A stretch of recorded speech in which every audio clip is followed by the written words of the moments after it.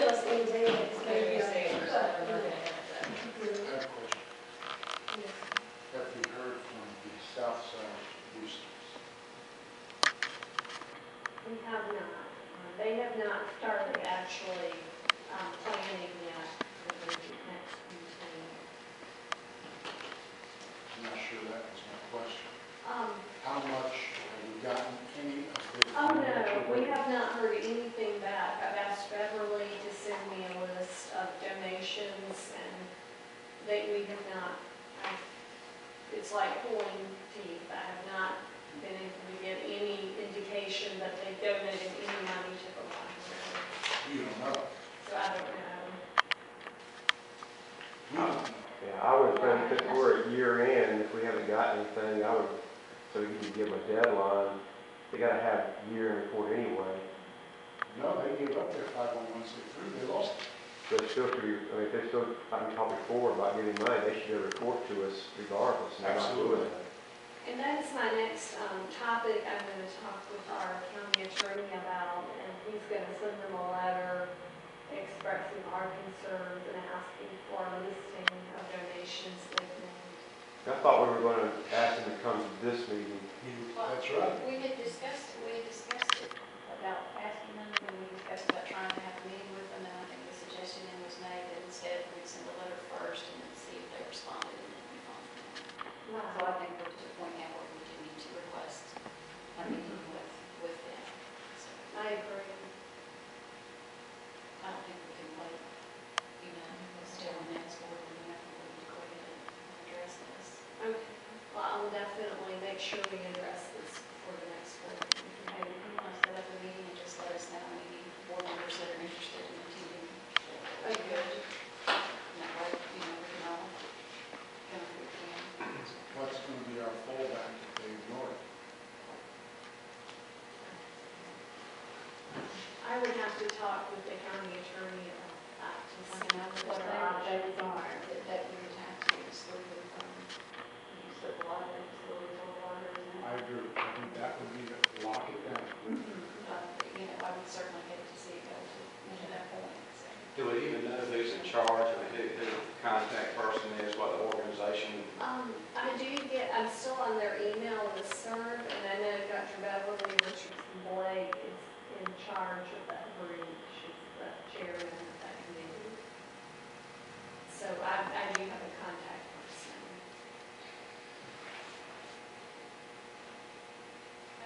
Any other questions?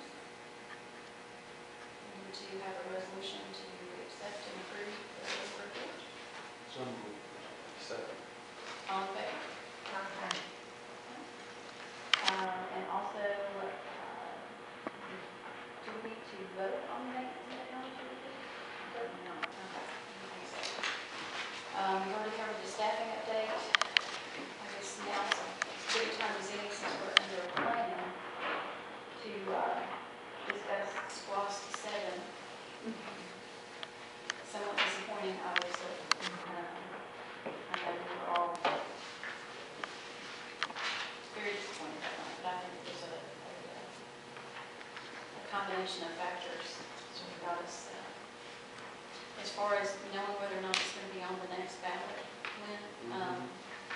November is the first time that it can come up. It has to be a minimum of 12 months, so it could be on the next ballot in the next November. How is that determined as to whether or not it is on the ballot? Well, the county and the city would have to request it to be placed on the ballot. You have to go through the whole, getting on the list, filling in everything, Yes.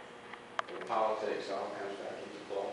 Yes, and although there are no city leaders changing in the next year, we have a new county commission chairman and 2 new county commissioners. However, I have heard, I received a letter from Richard RHYNES, whose term is, he still has 2 years left on his term, and he's indicated that he is in full support of the library, the new library, and is willing to help us in any way that he can. And I've also had the same conversation with Commissioner Evans and Commissioner Powell, so we can persuade also the commissioners, Slaughter, Commission Chairman Slaughter, is the ability, then we'll have the county support again. Do we anticipate it will look like like the same list of projects that were on this one? My guess is that the list will maintain about the same. I've had some conversation about it. There may be some changes, but it would be more infrastructure and things that either the city or the county is going to have to do now that they can't wait for those SPLOST funds for. So there may be some moving around. I have not heard anyone suggest that the 5 Points project will be disbanded. Well, what do you think, Kay, as the editor of the newspaper? What, I mean, it was a shock to you too, or surprise, maybe shock to Sean or you? I wasn't shocked.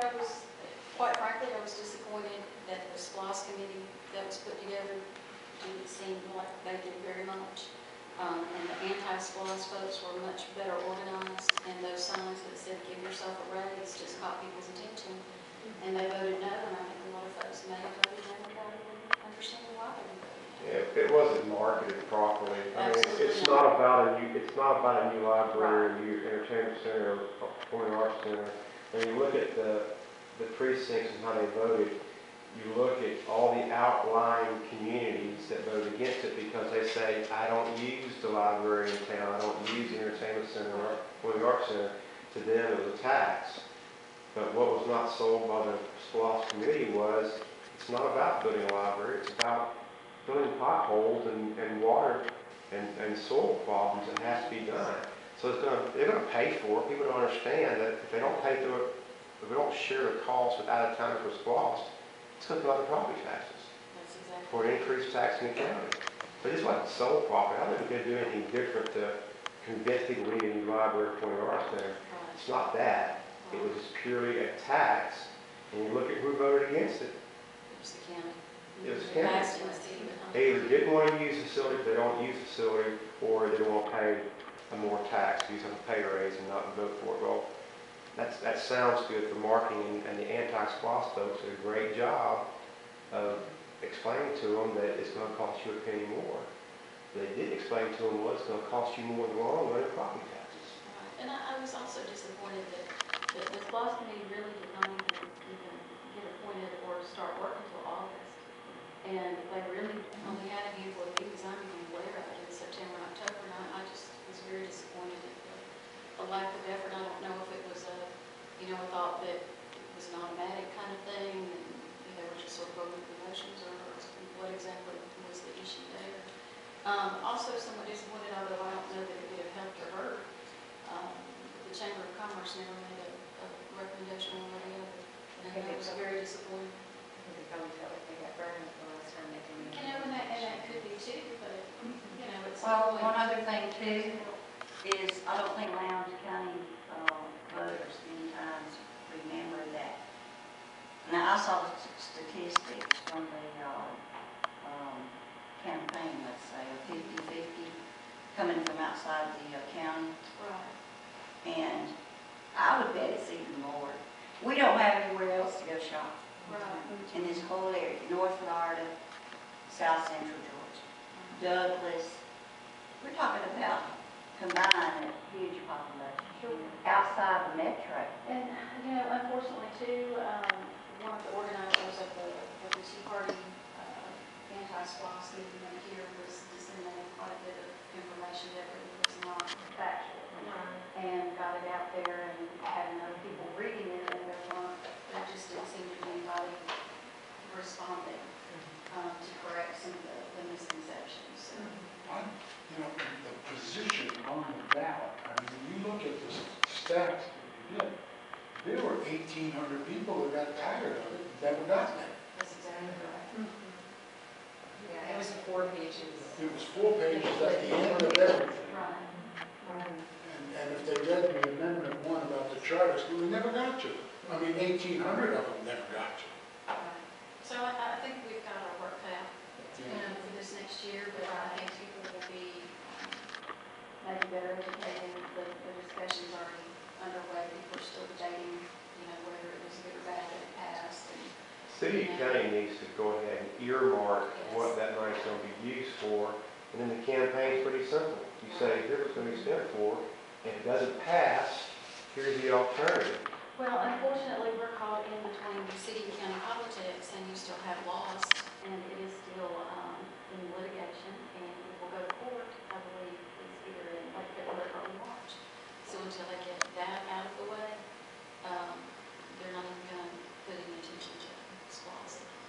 talking about shared services. The sooner that's resolved, the sooner we get off the And public's that was mind. our argument all along, but they never wanted to argue over that 3%. And, you know, they may lose all of it, I don't know, but at this point, you know, they certainly cost a huge. Who's running the SPLOST campaign? Who's the pro-SPLOST committee? It was put together by the city and the county, and they each appointed people to it, and the chairman of it were G.B.R and Sam. I never knew there was. Exactly. And that's kind of the point, yeah. But they were late, you said. They Before didn't you appoint get until kicking off your August, and campaign. then, Yeah, I thought that too. What is the chance, given that, I mean, we have four members? I can't get the makeup in my head.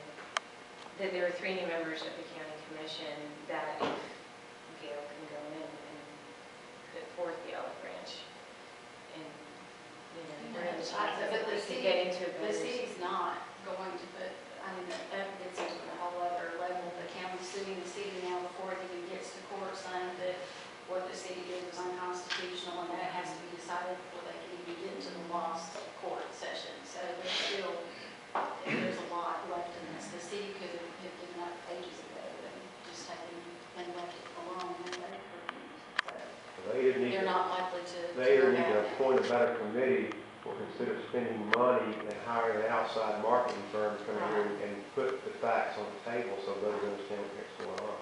And it's Well, my one thing- question also, I'm sorry, that the county, you know, in talks with Joe Pritchard, he really wants to wait until the new group takes office in January before we really get back into those discussions.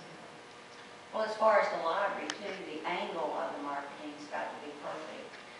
In other words, I was approached by Alice White recently, and I used to go to Atlanta and try to get money for the library when I was on the board years ago.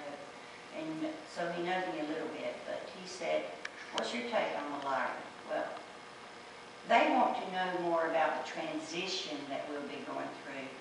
That's a big marketing thing we can use in our favor. We may need to do our own marketing. We know more about the library and where we need to be going for the next 40 years. He asked me, he said, do you think we really need the library building? And I said, well, yes. At least for 40 years. We're in a transition. But a lot of people approach me also, now he did not say this, of course, but a lot of people approach me and say, for my friends and family over here and even where I'm from, but the library's just a place where people go and use the computers now. You know, they can get their own computers now. And it's a false image of our system, and we've got to do our marketing, and I won't belabor it anymore.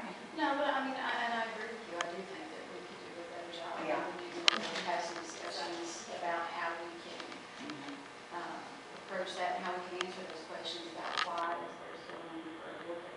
Yeah. You know, why we have that. Although I don't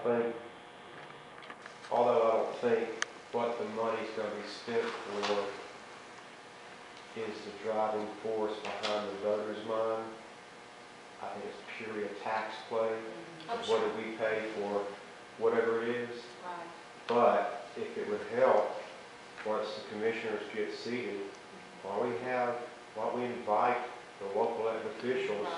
here in this facility Right. And take them on tour. and bring them in here. And bring in Amy and Tim and Allison here also to help get some state, a little more backing publicly from them and see what we're doing with it. But again, I think it's a tax question. Right. Whether or not we're building a new city hall or a new library, it's a tax question. Right. And if In people my were opinion. the word tax, that pretty much did it. So. We'll have the next on the air conditioning. But I mean, again, with seeing how some of the, the projects just start going away in the community. I mean, there was a Starbucks that was fixing to close on the property right there, right by 5 Points, because 5 Points was going in and we're going back out.